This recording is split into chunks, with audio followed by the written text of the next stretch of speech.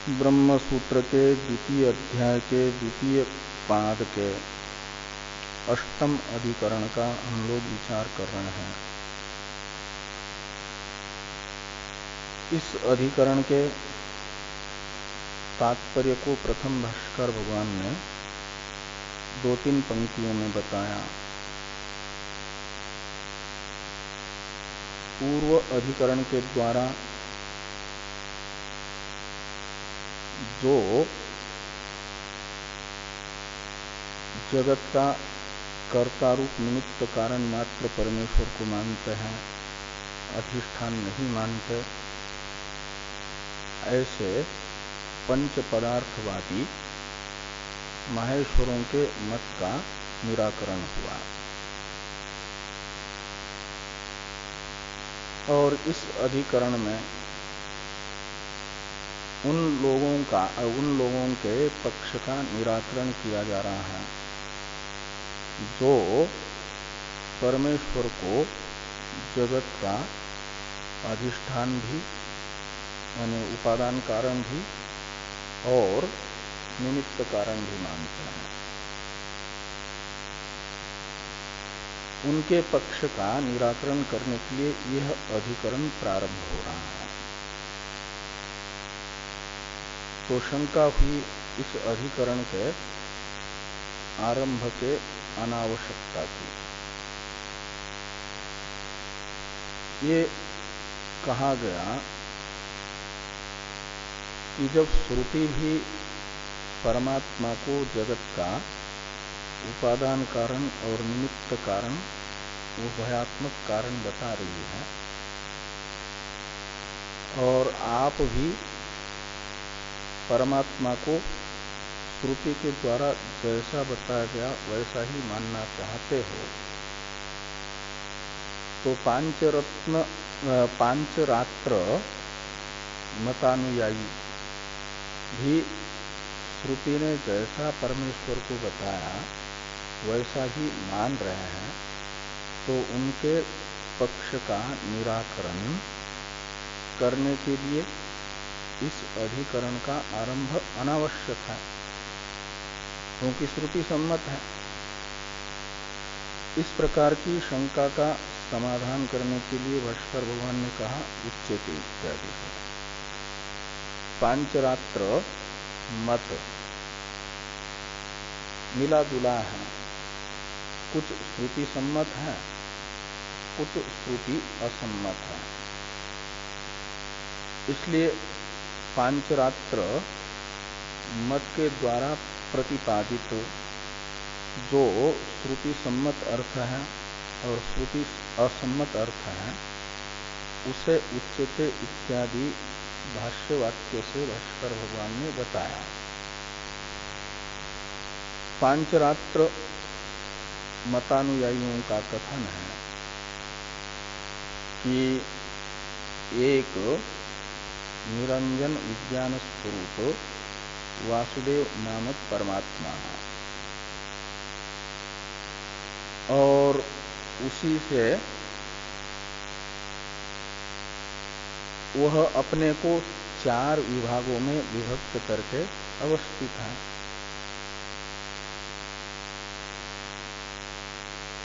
एक तो अपना स्वयं का स्वरूप और स्वयं से अतिरिक्त और 3 स्वरूप। इन चारों को कहा जाता है चतुर्विभव। एक वासुदेव विभव है, दूसरा संकर्षण विभव है, तीसरा प्रद्युम्न विभव है और चौथा अनिरुद्ध विभव है। वासुदेव विभव से संकर्षण विभव की उत्पत्ति होती है, संकर्षण विभव से प्रद्युम्न विभव की, प्रद्युम्न विभव से अनिरुद्ध विभव उत्पन्न होता है। और जीव अभिगमन, उपादान, विद्या, योग इनसे और स्वाध्याय इनका अनुष्ठान करके परमात्मा को प्राप्त कर लेता है। 100 वर्षों तक इनका अनुष्ठान करता है अभिगमनादि का, तो भगवत प्राप्ति में प्रतिबंधक जो क्लेश है ये समाप्त हो जाता है और क्षीण क्लेश हुआ भगवत भक्त भगवान को प्राप्त कर लेता है। इस प्रकार यह पांचरात्र दर्शन के द्वारा प्रतिपादित संक्षेप में अर्थ है। तो इसमें कुछ जो अविरुद्ध अंश है उसका तो भाष्यकार भगवान उपादान कर रहे हैं, ग्रहण कर रहे हैं, और जो विरोधी अंश है, श्रुति विरोधी अंश, उसका अनुवाद करके खंडन करेंगे। पहले पांचरात्र दर्शन द्वारा प्रतिपादित जो श्रुति सम्मत अर्थ है उसका ग्रहण करते हैं भाष्यकार भगवान, कहते हैं कि मुमुक्षु के लिए उपादेय है वो अर्थ। तत्र इत्यादि भाष्य वाक्य से तत्र यत् तावद उच्यते इत्यादि से श्रुति सम्मत पांचरात्र दर्शन प्रतिपादित अर्थ को मुमुक्षु को उपादेय बता रहे हैं। तत्र इत्यादि भाष्य वाक्य की अवतरण टीका है कि तत्र अविरुद्ध अंशम उपादत्ते तत्र इति। तत्र यानी पांचरात्र दर्शने, पांचरात्र दर्शन में जो श्रुति अविरुद्ध अंश है उसका उपादान भाष्यकार भगवान करते हैं। तत्र यत् तावद उच्यते यो असो नारायणः परो अव्यक्तात् प्रसिद्धः परमात्मा सर्वात्मा स आत्मना आत्मानं अनेकधा व्यूह्य अवस्थित इति तन्न निराक्रियते। स एकधा भवति त्रिधा भवति इत्यादि श्रुतिभ्य परमात्मनो अनेकधा भावस्य अधिगतत्वात्। ये अविरुद्ध अंश है, श्रुति अविरुद्ध अंश। तो तत्र यानी पांचरात्र दर्शन में तावद यद उच्यते, जो कहा जाता है, यो असो नारायणः, जो नारायण है, अव्यक्तात् परः प्रसिद्ध परमात्मा, अव्यक्त जो प्रकृति है और उससे पर है, वो अविद्या से पर है और परमात्मा है, वही सबकी वास्तविक आत्मा है। और वही क्या करता है, तो स्वयं से ही स्वयं को अनेक विभागों में विभक्त करके अनेकधा व्यूह्य यानी अपनी अनेक प्रकार से कल्पना करके अवस्थित, अनेक रूपों से अवस्थित है परमात्मा भी। ये बात जो पांचरात्र दर्शन में कही गई है, तो यह बात कहते हैं तन न निराक्रियते, इस अर्थ का निराकरण नहीं किया जा सकता, क्योंकि श्रुति भगवती भी यही बता रही है, तन न निराक्रियते। तो ये छांदोग्य श्रुति है कि स एकधा भवति त्रिधा भवति, तो स यानी परमात्मा एकधा भवति, वह जब समस्त उपाधियों से आविद्यक संसर्ग का उपसंहार कर लेता है तो अपने पारमार्थिक स्वरूप से एक रूप होता है, एकधा भवति। और जब वह तीन गुणों में से एक एक गुण को प्रधानता देकर के बाकी दो गुणों को गौण करके अपने उपाधि के रूप में स्वीकार करता है तो त्रिधा भवति, और पांच भूतों को प्रधानता देकर के रहता है तो पंचधा भवति। ऐसे श्रुति ने कहा कि अनेकधा भवति। तो ये श्रुति परमात्मा के अनेक धा भवन का प्रतिपादन कर रही है, अनेक धा भाव का। इसलिए श्रुति सम्मत अर्थ हुआ। श्रुति भी परमात्मा अपनी इच्छा से अनेक रूप होता है करके बता रही है, और पांचरात्र दर्शन ने भी बताया है। तो ये श्रुति अविरुद्ध अंश है, श्रुति के साथ इस कथन का कोई विरोध नहीं है। और भी जो सहेतुक पुरुषार्थ बताया है पांचरात्रों ने, वह भी श्रुति सम्मत अर्थ है। इसे कहा जा रहा है कि यद्यपि तस्य भगवतो अभिगमनादि लक्षणम आराधनम अजस्रम अनन्यचित्ततया अभिप्रेयते तदपि न प्रतिषिध्यते श्रुति स्मृत्योः ईश्वर प्रणिधानस्य प्रसिद्धत्वात्। तो पांचरात्र दर्शन में जो ये कहा गया है अभिगमन, उपादान, विद्या, स्वाध्याय और योग का अनुष्ठान, ये भी श्रुति सम्मत अर्थ है। और ये अभिगमनादि भी कैसे होने चाहिए? तो अनन्य चित्ततया। अभिगमन बताते समय टीका में कहा था ना, वाक् काय चित्त चेतसाम अवधान पूर्वकम देवता गृह गमनम, इसी को कहा जाता है अनन्य चित्तता। तो अनन्य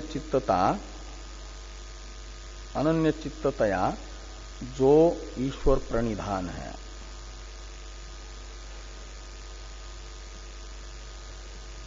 यही एक प्रकार से अभिगमनादि के रूप से कहा गया है।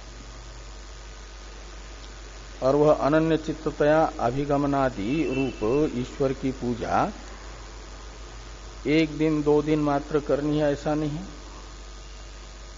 अजस्रम यानी निरंतर करनी है। यही तो एक प्रकार से ये श्रुति सम्मत ही अर्थ है, क्योंकि इस श्रुति स्मृत्यो ईश्वर प्रणिधानस्य प्रसिद्धत्वात्, श्रुतियों में भी और स्मृतियों में भी ईश्वर के प्रणिधान के रूप में यह पांचरात्रों के द्वारा उक्त अभिगमनादि साधन प्रतिपादित है, श्रुति स्मृति में प्रसिद्ध है। वे कौन सी श्रुति स्मृतियां हैं? इन अभिगमनादि साधनों को अपनी सम्मति बता रही हो, तो उनमें से कुछ श्रुतियां बता रहे हैं। समाहितः श्रद्धावित्तो भूत्वा और तम यथा यथा उपासते इत्याद्या च श्रुति। समाहित श्रद्धावित्तो भूत्वा आत्मन्येव आत्मानं पश्येत, ये जो श्रुति है, यह श्रुति बताती है ये अभिगमनादि को, ईश्वर प्रणिधान को। समाहित होना है, जो समाहित है वही तो वाक् काय चित्त के अवधान पूर्वक अभिगमनादि करेगा। इसलिए समाहित श्रद्धावित्तो भूत्वा इत्यादि स्तुति में ईश्वर प्रणिधानादि एक प्रकार से बताया जा रहा है। यानी अभिगमन क्या योग वहां पर बताया गया। ये समाहित होकर के साधक को रहना है तो समाधान, समाहित शब्द से षट संपत्ति में से समाहित लिया गया और श्रद्धावित्त शब्द से श्रद्धा को लिया गया है। उससे पहले शांतो दांत उपरतः तितिक्षु से ये बाकी चार लिए गए हैं। और योग को बताने वाली और भी श्रुति बताई जा रही है। तम यथा यथा उपासते तदेव भवति। यह श्रुति भी परमात्मा का चिंतन उपासक जिन जिन प्रकारों से करता है वैसा ही बन जाता है, ये बात बता रही है। और स्मृति भी बताते हैं मत कर्म कृन मत परम इत्यादि से श्रीमद् भगवद गीता भी अभिगमनादि को अपनी सम्मति बता रही है। तो इस प्रकार इन श्रुति तथा स्मृति से सम्मत ईश्वर अभिगमनादि हो गए।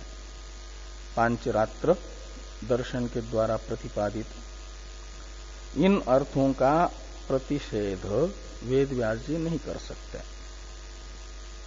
इन अर्थों का प्रतिषेध करने के लिए, निषेध करने के लिए इस अधिकरण की रचना वेद व्यास जी ने नहीं की है। जो वेद विरुद्ध अंश हैं पांचरात्र दर्शन में, उसका खंडन करने के लिए इस उत्पत्ति असंभव अधिकरण का आरंभ है।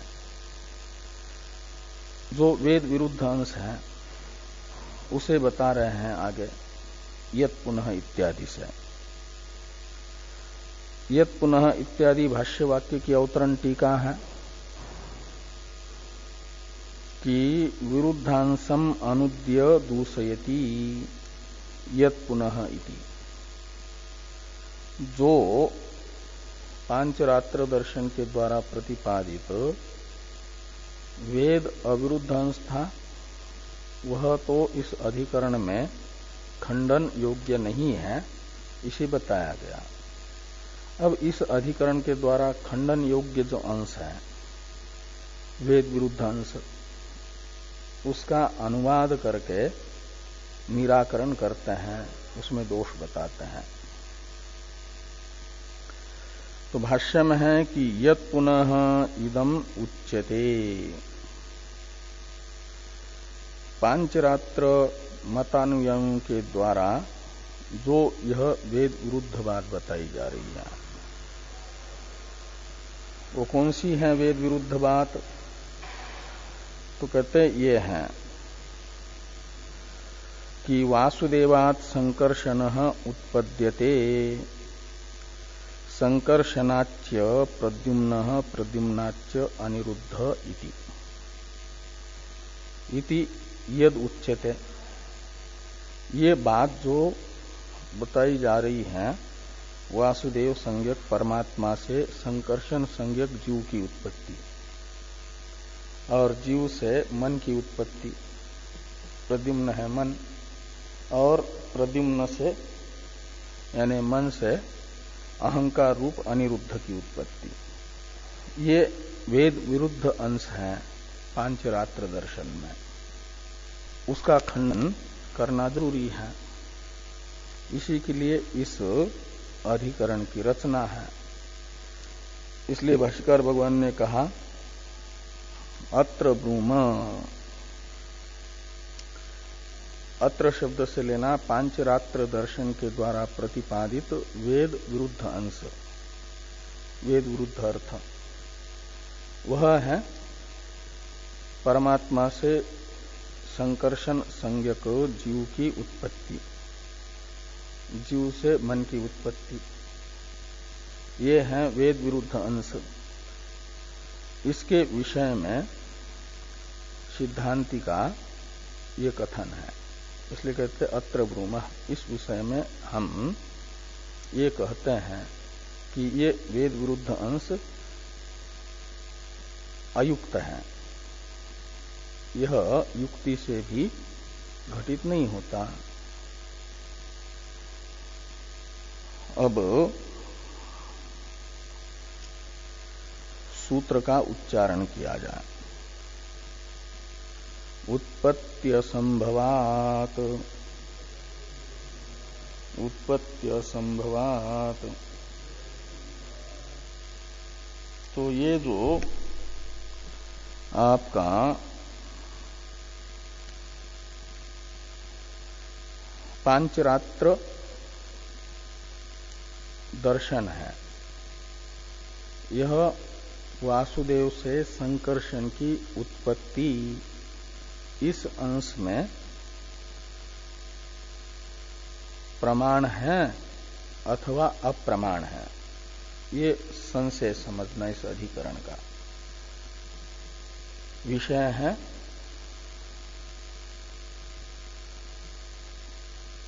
वासुदेव से संकर्षण की उत्पत्ति और वासुदेव से संकर्षण की उत्पत्ति अंश में पांचरात्र दर्शन को प्रमाण माना जाए या अप्रमाण माना जाए, ये तो संशय करना ऊपर से। और इस प्रकार का संशय होने पर पूर्व पक्ष तो होगा कि जीव उत्पत्ति, वासुदेव से संकर्षण नामक जीव की उत्पत्ति अंश में भी पांचरात्र दर्शन प्रमाण है,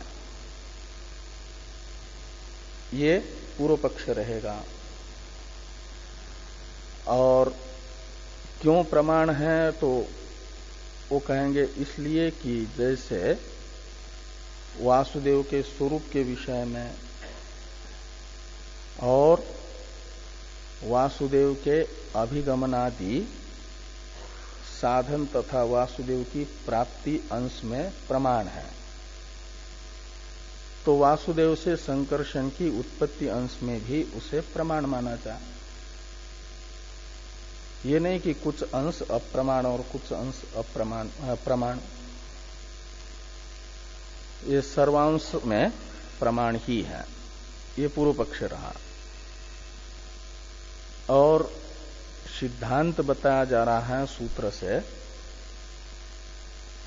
कि संकर्षण की वासुदेव से उत्पत्ति अंश में पांचरात्र दर्शन अप्रमाण है, प्रमाण नहीं है, ये सिद्धांति की प्रतिज्ञा रहेगी। वासुदेव से संकर्षण की उत्पत्ति अंश में पांचरात्र दर्शन की पांचरात्र दर्शन में अप्रामाण्य।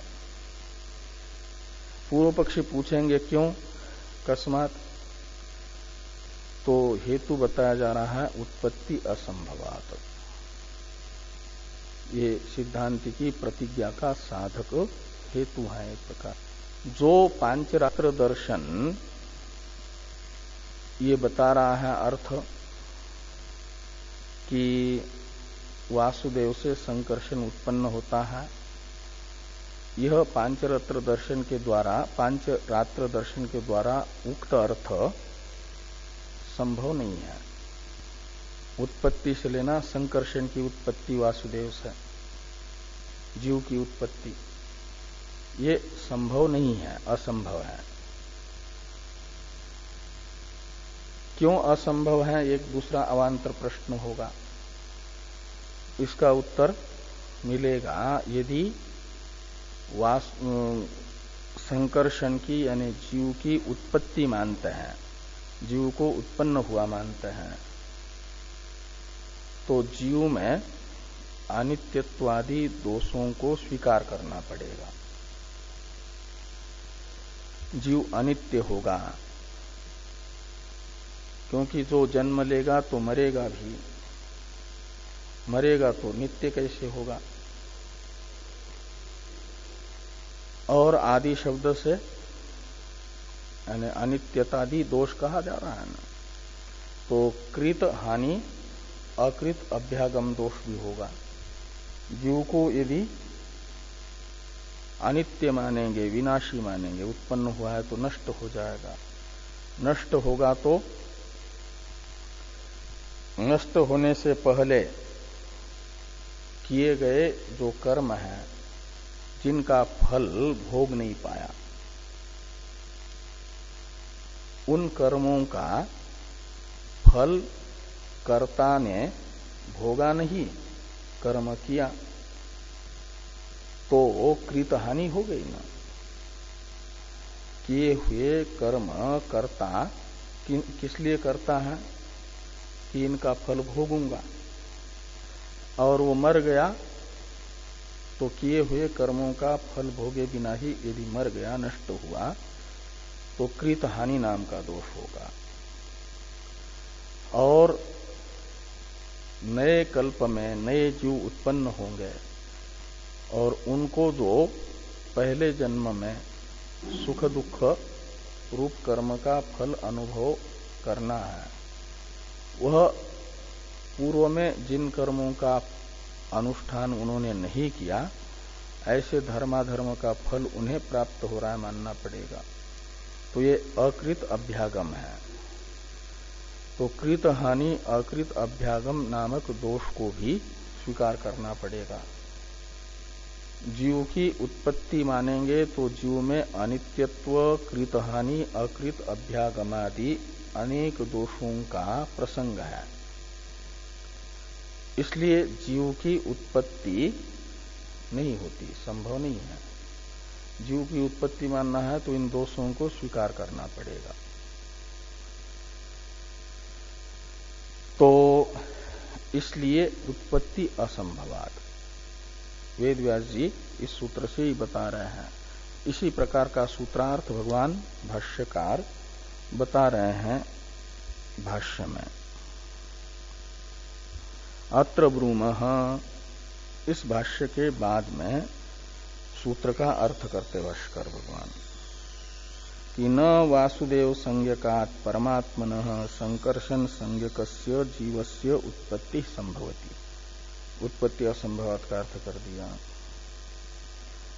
वासुदेव नामक परमात्मा से संकर्षण नामक जीव उत्पन्न नहीं हो सकता।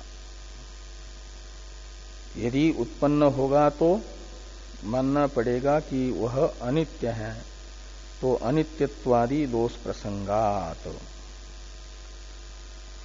तो अनित्यत्वादि दोष प्रसंगात, इसमें जो आदि पद है, इस आदि पद से ग्राह्य दोषों को बता रहे हैं टीकाकार। कृत हान्यादि दोष आदि शब्दार्थ,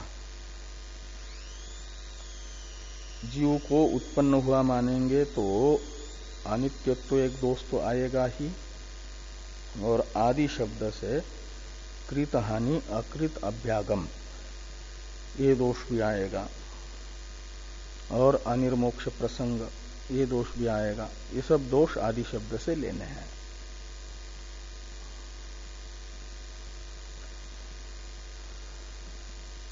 जीव नष्ट हो जाएगा तो फिर भगवत प्राप्ति रूप मोक्ष किसको होगा?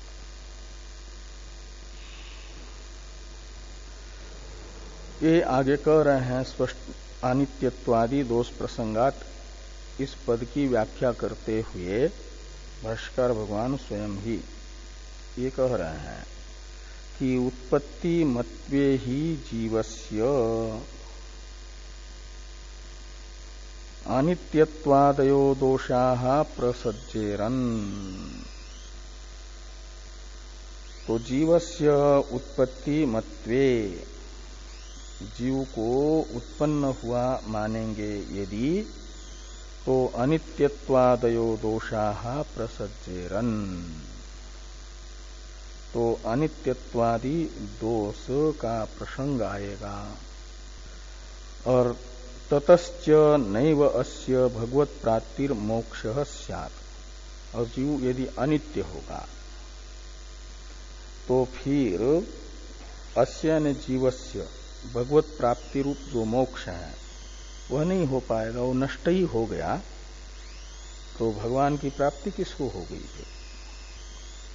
नष्ट कैसे होगा, भगवान को प्राप्त करेगा तो कहते यदि भगवान का कार्य मानेंगे जीव को तो भगवान ये देखा जाता है लोक में कारण भाव की प्राप्ति होते ही कार्य का जो स्वरूप है वो समाप्त हो जाता है।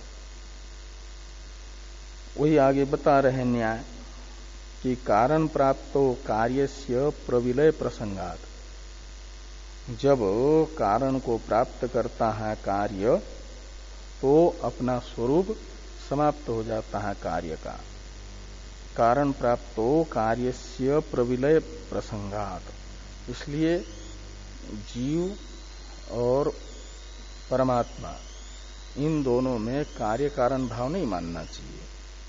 भगवत प्राप्ति रूप मोक्ष जीव को मानना है तो भगवत प्राप्ति रूप मोक्ष जीव का बताने वाले लोगों को चाहिए कि जीव को परमात्मा का कार्य न माने। यदि जीव परमात्मा का कार्य होगा तो इस नियम के अनुसार भगवान की प्राप्ति होते ही जीव विलीन हो जाएगा, नष्ट हो जाएगा। तो ये कह रहे हैं कि कारण प्राप्त हो कार्यस्य प्रविलय प्रसंगात, इसलिए भगवत प्राप्ति रूप मोक्ष जीव का सिद्ध नहीं होगा। मोक्ष में तो जीव का अन्वय दिखाना पड़ेगा ना, विलय थोड़ा ही। तो अन्वय तो तब हो सकता है जब वो विनाशी न हो। आगे हैं प्रतिषेधिष्यति च आचार्यो जीवस्य उत्पत्तिम। आचार्य यानी वेद व्यास जी। भाष्य में जब आचार्य शब्द का प्रयोग होता है तो भाष्कर भगवान वेद व्यास जी के लिए, सूत्रकार भगवान के लिए आचार्य शब्द का प्रयोग करते हैं। इसलिए आचार्य जीवस्य उत्पत्तिम प्रतिषेधिष्यति का अर्थ है कि वेद व्यास जी इसी अध्याय के तीसरे पाद में जीव के उत्पत्ति का निषेध करेंगे। वेद व्यास जी बताएंगे कि जीव उत्पन्न नहीं हो सकता। वो सूत्र यहां पर बता रहे हैं कि नात्मा श्रुतेर नित्यत्वाच्य ताभ्य इति। नात्मा यानी जीवात्मा उत्पन्न नहीं होता, आत्मा न उत्पद्यते। क्यों कहते अश्रुते, यानी श्रुति में जीव की उत्पत्ति का वर्णन न होने से, जीव की उत्पत्ति बताने वाली श्रुति न होने से अश्रुते का अर्थ है। और भी एक हेतु बताते हैं कि नित्यत्वाच्य यानी जीव की उत्पत्ति बताने वाली श्रुति न होने से जीव उत्पन्न नहीं होता। और नित्यत्वाच्य जीव को नित्य माना है और नित्य होगा तो वो उत्पन्न नहीं होगा, उत्पन्न होगा तो फिर नित्य नहीं रह पाएगा, अनित्य हो जाएगा। और जीव नित्य है ये इसका ज्ञापक प्रमाण कौन है तो कहते ताभ्य। ताभ्य ने श्रुतिभ्य, श्रुतियों से जीव का नित्यत्व अवगत होता है।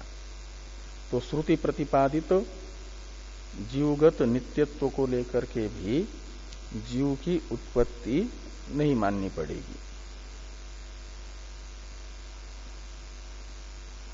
तो ये जो सूत्र है नात्मा अश्रुतेर नित्यत्वाच्य ताभ्य, इस सूत्र से भी वेद व्यास जी जीव के उत्पत्ति का खंडन करेंगे, बताएंगे कि जीव उत्पन्न नहीं होता है।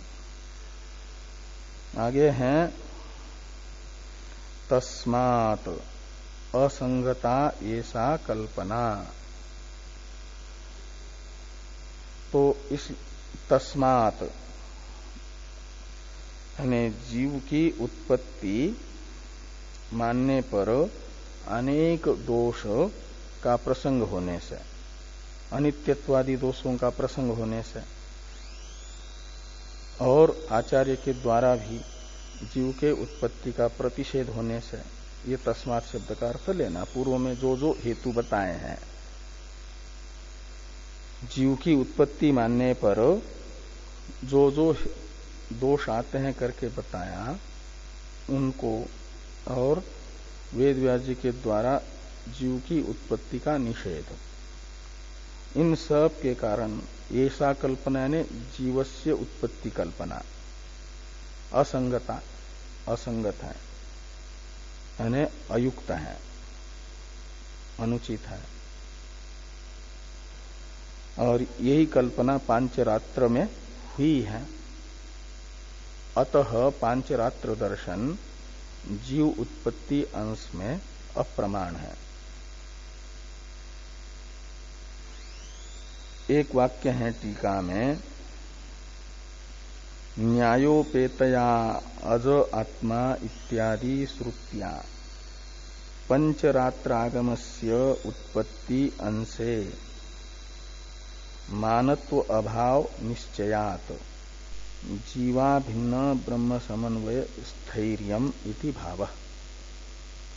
इस अधिकरण का ये अभिप्राय है, तात्पर्य है कि न्यायोपेत जो अज आत्मा इत्यादि श्रुति है, न्याय है जीव के उत्पत्ति को मानने पर, जीव को अनित्य मानने पर जो दोष बताए गए हैं वो सब युक्ति, जीव के नित्यत्व को बताने वाली और अनित्यत्व में अनित्यत्व की बाधक जो युक्तियां, उन्हें न्याय शब्द से यहां पर लेना। जीव के नित्यत्व की साधक और अनित्यत्व की बाधक युक्तियों से युक्त जो अज आत्मा इत्यादि श्रुतियां हैं, इन श्रुतियों से पंचरात्र आगमस्य उत्पत्ति अंशे मानत्व अभाव निश्चयात।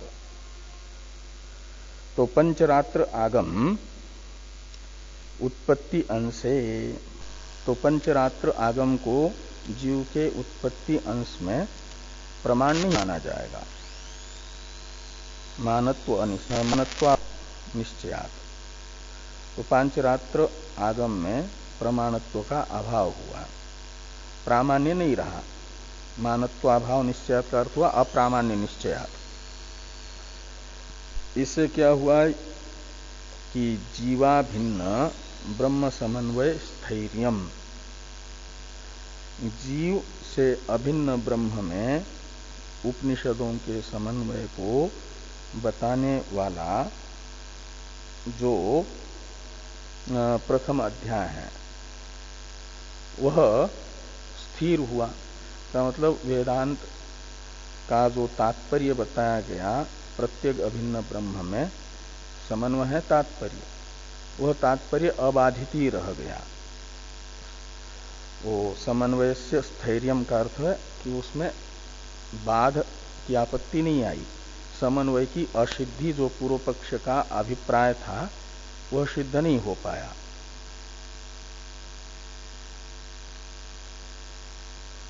इस प्रकार ये प्रथम सूत्र के व्याख्यान रूप भाष्य की चर्चा संपन्न हो जाती है। और द्वितीय सूत्र है,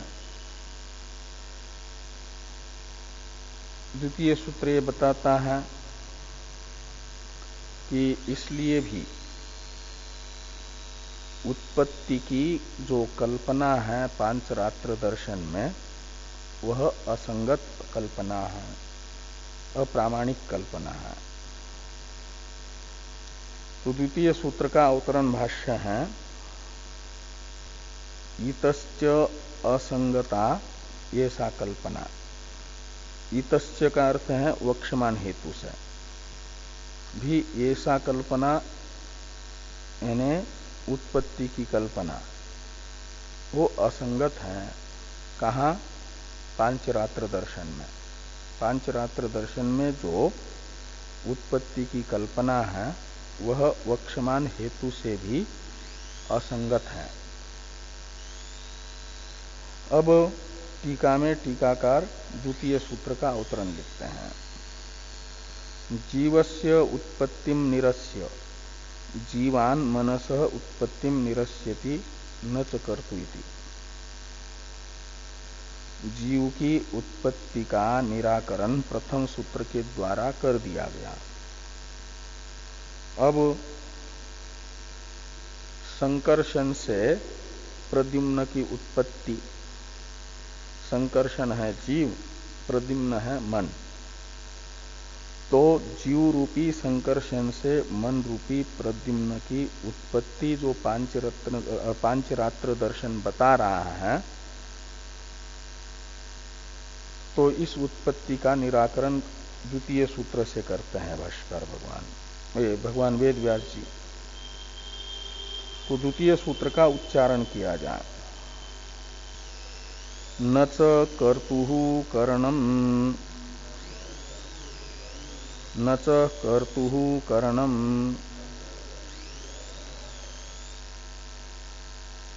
तो कर्तुः पंचम्यंत पद है, करणम प्रथमांत है, यानी कर्तुः सकाशात, कर्ता से। करण की उत्पत्ति नहीं होती है लोक में, कर्ता से करण की उत्पत्ति होती हुई नहीं देखी गई है। अपितु कर्ता होता है किसी भी क्रिया के प्रति, कर्ता उसे माना जाता है जो उस क्रिया का संपादक सिद्ध करण है, उस करण का प्रयोजक होता है, उसे कर्ता कहा जाता है, न कि उस क्रिया के निष्पादक करण का उत्पादक। तो लोक में जो किसी कार्य का कर्ता है उसी से करण की उत्पत्ति नहीं देखी गई है। कर्ता को तो करण के प्रयोजक के रूप से देखा गया है, करण के स्वरूप के उत्पादक के रूप से नहीं, ये कह रहे हैं। तो इसी प्रकार का अर्थ भगवान भाष्यकार इस सूत्र का बता रहे हैं। यस्मात्, पहले सूत्र का अर्थ टीका में बताया है, वो देख लीजिए टीकाकार का, कि यस्मात् कर्तुः करण उत्पत्तिर न दृश्यते तस्मात् असंगता कल्पना इति अन्वयः। ऐसा अन्वय करना कि जिस कारण से कर्ता से करण की उत्पत्ति लोक में नहीं देखी जा रही है, उस कारण से भी यहाँ संकर्षण रूप कर्ता से अनिरुद्ध रूप जो करण है मन, उसकी उत्पत्ति का जो वर्णन पांचरात्र दर्शन में हुआ है, यह वर्णन असंगत है।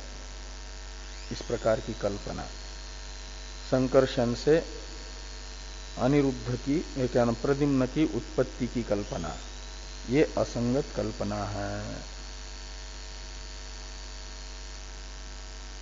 भाष्य में देखिए, यस्मात् नहीं लोके कर्तुः देवदत्तादेः करणं परस्वादि उत्पद्यमानं दृश्यते। कहते हैं जिस कारण से लोक में काष्ठ छेदनादि करण क्रिया का कर्ता जो देवदत्तादि हैं, उन्हें काष्ठ छेदन क्रिया का करण रूप जो परशु आदि है, यानी कुठार आदि है, कुल्हाड़ी आदि है, उनका उत्पादक नहीं देखा गया। काष्ठ छेदन करने वाला जो देवदत्त है, वह काष्ठ छेदन रूप क्रिया के प्रति करणभूत कुल्हाड़ी को स्वयं बना करके काष्ठ छेदन करता है, ऐसा नहीं देखा गया। अपितु सिद्ध जो कुल्हाड़ी है उसका उद्यमन निपतन काष्ठ पर कर देता है, का मतलब करण का काष्ठ छेदन रूप क्रिया के प्रति प्रवर्तक होता है, न कि उत्पादक।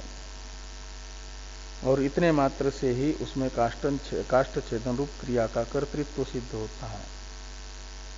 इसलिए करण प्रयोजकत्व देखा गया कर्ता में, न कि करण उत्पादकत्व लोक में।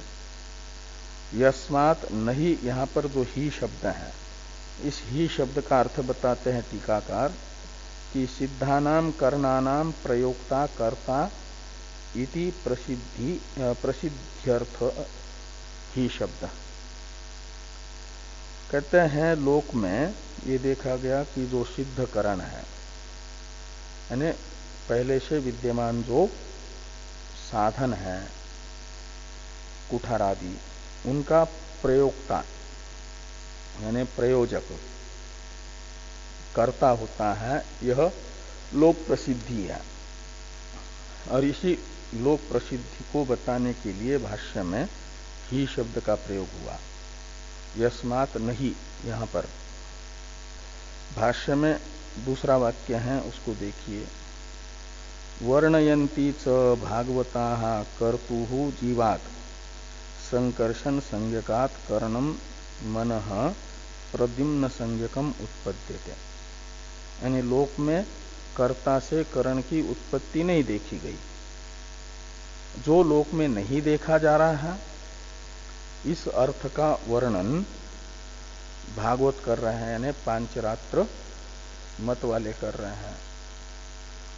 तो वर्णयन्ति च भागवता, क्या कि कर्तुहु जीवात, संकर्षण नामक जो कर्ता रूप जीव है उससे करणम मनः प्रद्युम्न संज्ञकम उत्पद्यते। तो कर्ता से मन रूपी करण की उत्पत्ति होती है, जीव रूपी कर्ता से। इस प्रकार का लोक में जो अर्थ नहीं देखा गया, उसका पांचरात्र दर्शन में वर्णन पांचरात्र मतानुयायी कर रहे हैं। ये लोक विरुद्ध अर्थ है, जो लोक में नहीं देखा गया का मतलब अयुक्त अर्थ है, असंगत अर्थ है। आगे कहते हैं कर्तृजात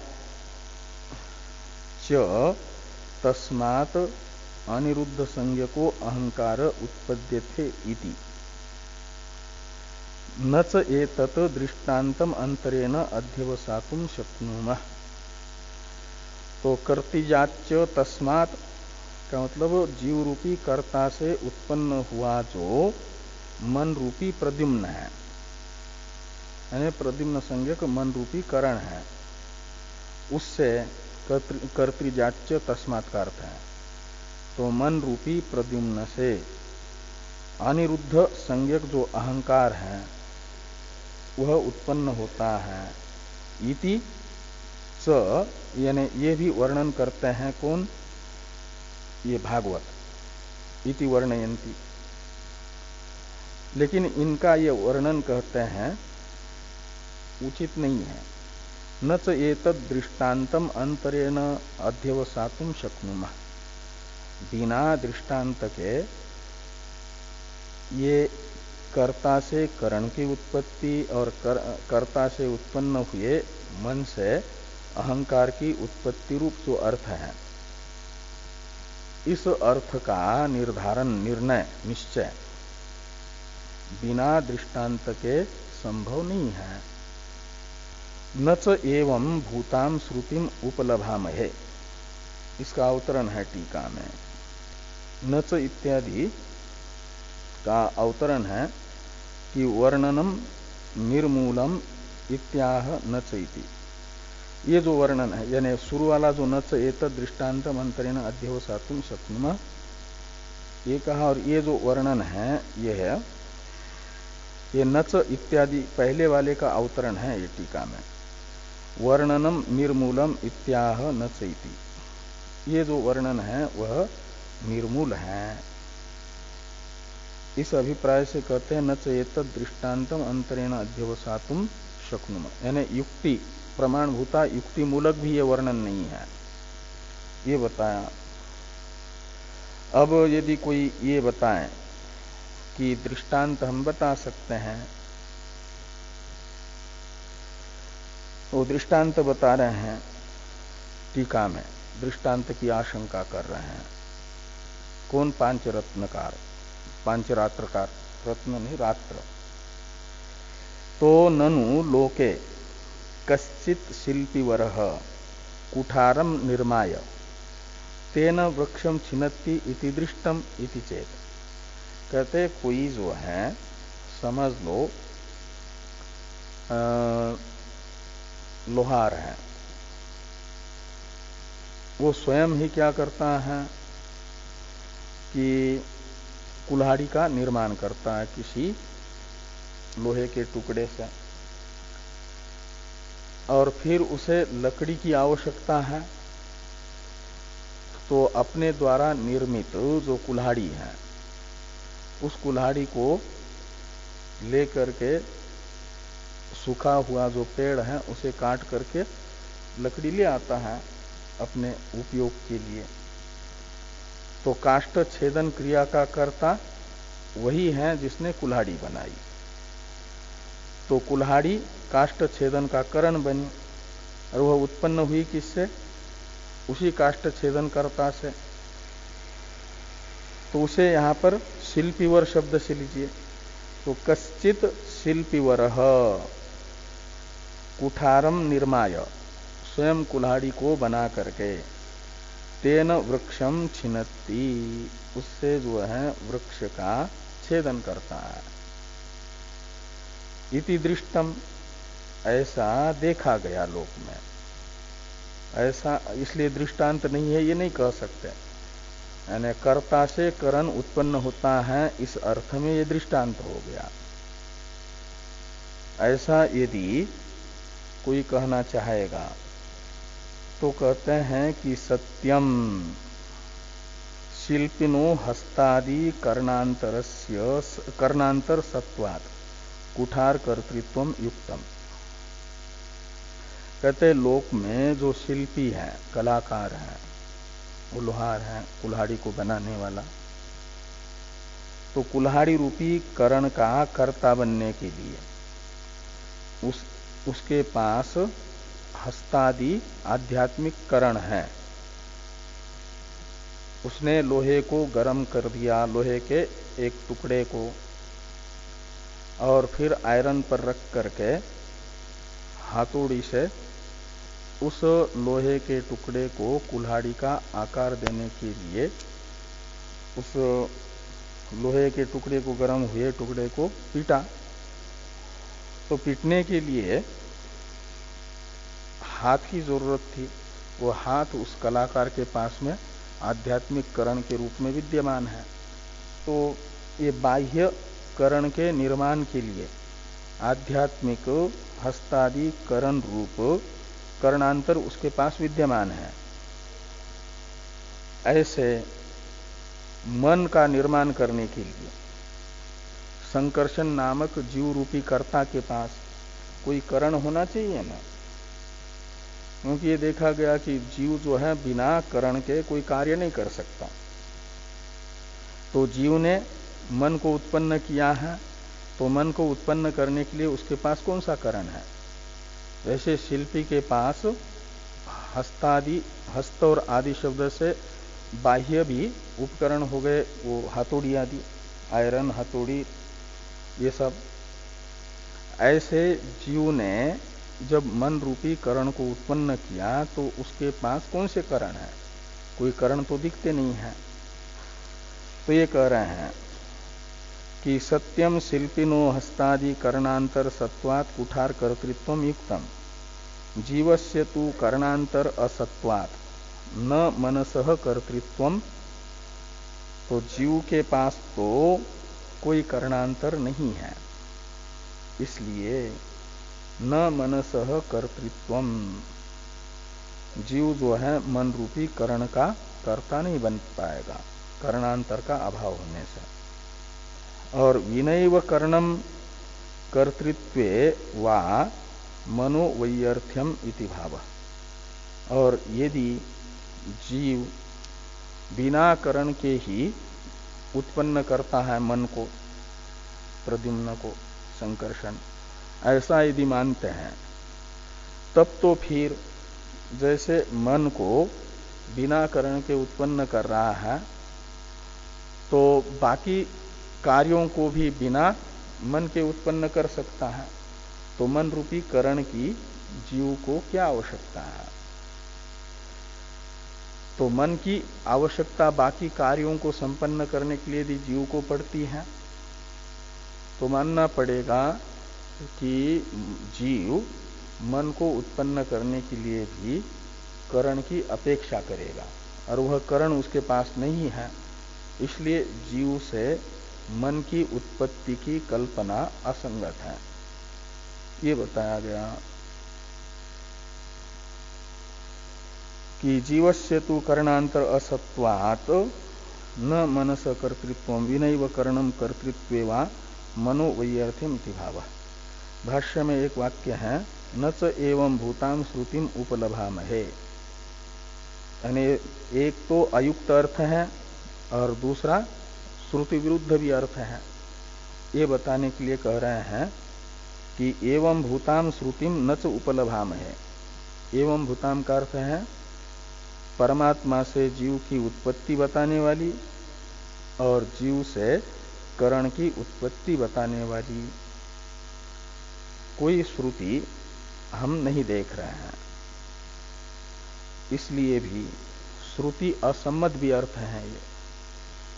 इस प्रकार ये इस अधिकरण के 2 सूत्रों की चर्चा हुई और 2 सूत्र बचे हैं।